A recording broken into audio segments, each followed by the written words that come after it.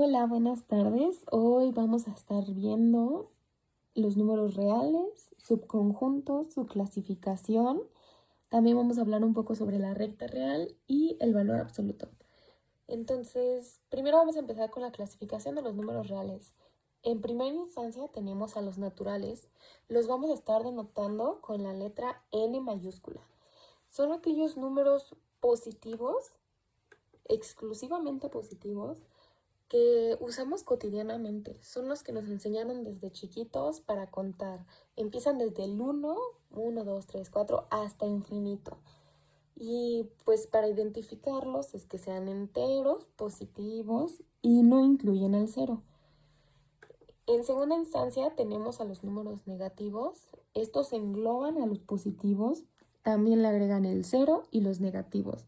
Entonces tenemos números desde menos infinito, menos 5, menos 4, menos 3, menos 2, menos 1, 0 y los positivos, o sea, los naturales de los que ya hablamos. Los números enteros se representan con la letra Z. Después tenemos a los números racionales. La característica de los números racionales es que se pueden definir como una división, un cociente entre dos números enteros, mientras que el denominador sea diferente de cero. Si tú puedes escribir un número como una fracción de dos números enteros, vamos a decir que son racionales. Entonces, a lo mejor es confuso identificar estos números, pero los podemos expresar como fracción. Si los expresamos como decimales, tienen decimales finitos, como por ejemplo .75. También, si tienen decimales infinitos, van a ser periódicos, como por ejemplo 3.33333. Ese 333 infinito es periódico y se repite pues infinitamente. Entonces, así es como vamos a poder caracterizarlos. A los números racionales los vamos a estar denotando con la letra Q mayúscula. Racionales engloban a los enteros, a los naturales, pero para que quede más claro tenemos el siguiente ejemplo. Menos 10 es un número entero, pero menos 10 lo podemos escribir con la fracción menos 10 entre 1. Ambos números son enteros, por lo tanto, como lo podemos escribir como una fracción de dos enteros, vamos a poder decir que son racionales. También los podemos escribir como la fracción 20 entre menos 2.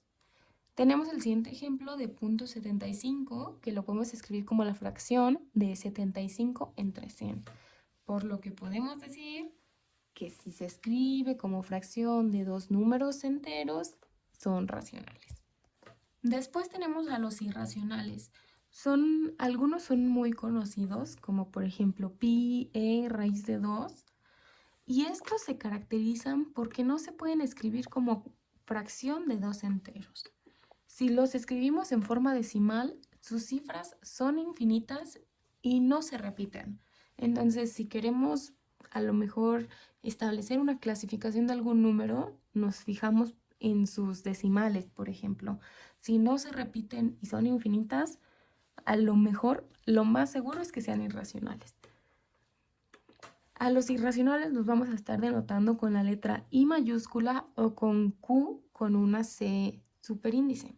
Esta Q superíndice C le vamos a estar diciendo Q complemento. Se refiere a que son todos los números que no son racionales. Después tenemos a los reales. Los reales engloban a los racionales y a los irracionales. Cualquier número que esté dentro de esa categoría le vamos a decir que son reales. Y finalmente, como un extra, tenemos los números complejos. Cualquier raíz negativa se le dice que es un complejo. Y por ejemplo, tenemos el más común, que es i, que es la raíz de -1. Si tú puedes escribir un número como una suma de un número real y un número complejo, va a ser un número complejo. En este caso, los números complejos engloban a los reales. Y si no es real, entonces es complejo. Y a los números complejos los vamos a estar denotando con la letra C. Algunos ejemplos. Tenemos la raíz de 9. A lo mejor puede parecer muy aparatoso, pero lo primero que se nos puede venir a la mente es que es un racional.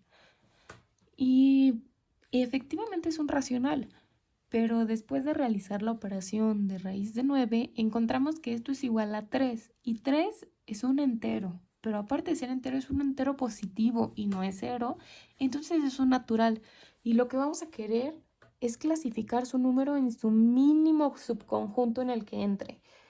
Por ejemplo, tenemos menos 53.687.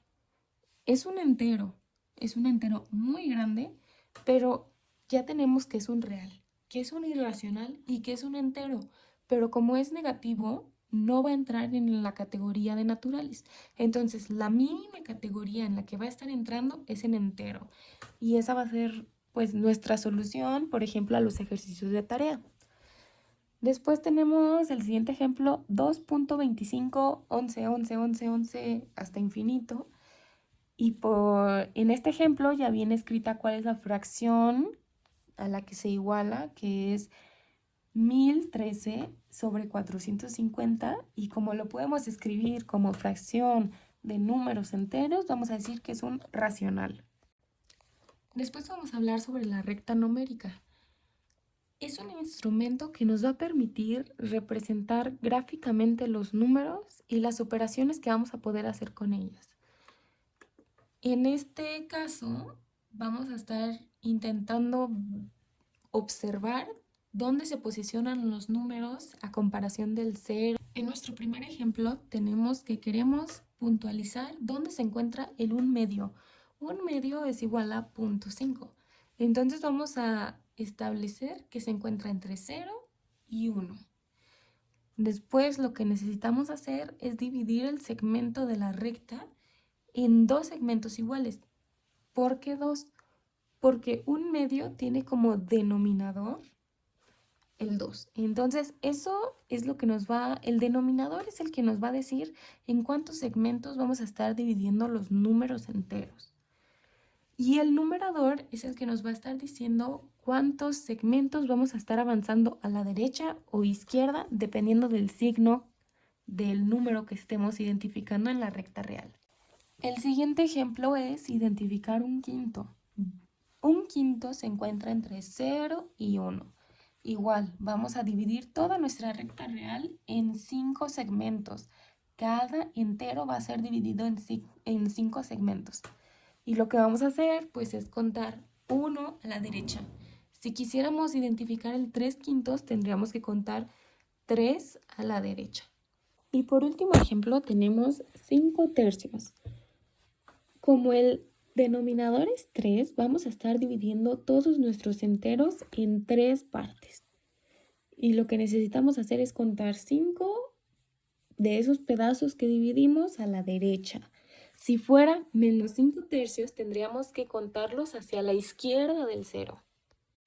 Y nuestro último tema de hoy va a ser el valor absoluto.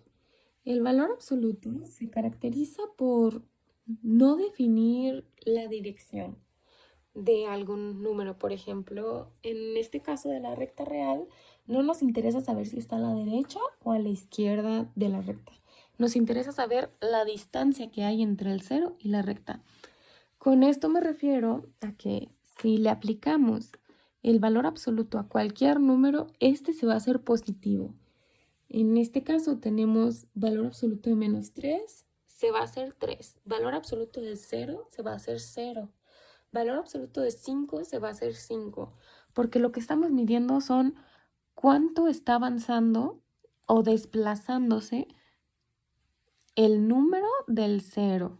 Entonces no, por ejemplo, una situación real. A lo mejor, si yo estoy dando indicaciones de cómo llegar a una dirección, sí me interesa saber hacia qué lado tengo que caminar. Por ejemplo, me dicen, tienes que caminar 3 cuadras a la derecha.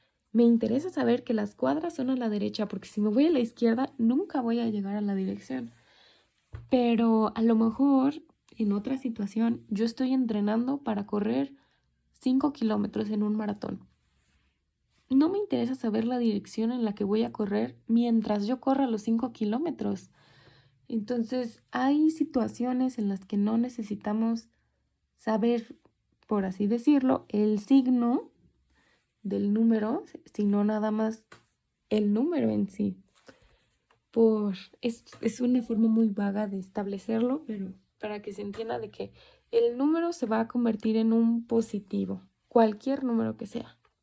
Al valor absoluto lo vamos a identificar porque va a tener dos barras verticales que van a encerrar a este número. Como ejemplo, tenemos que valor absoluto de 4 es 4. Valor absoluto de menos 11 se va a hacer 11.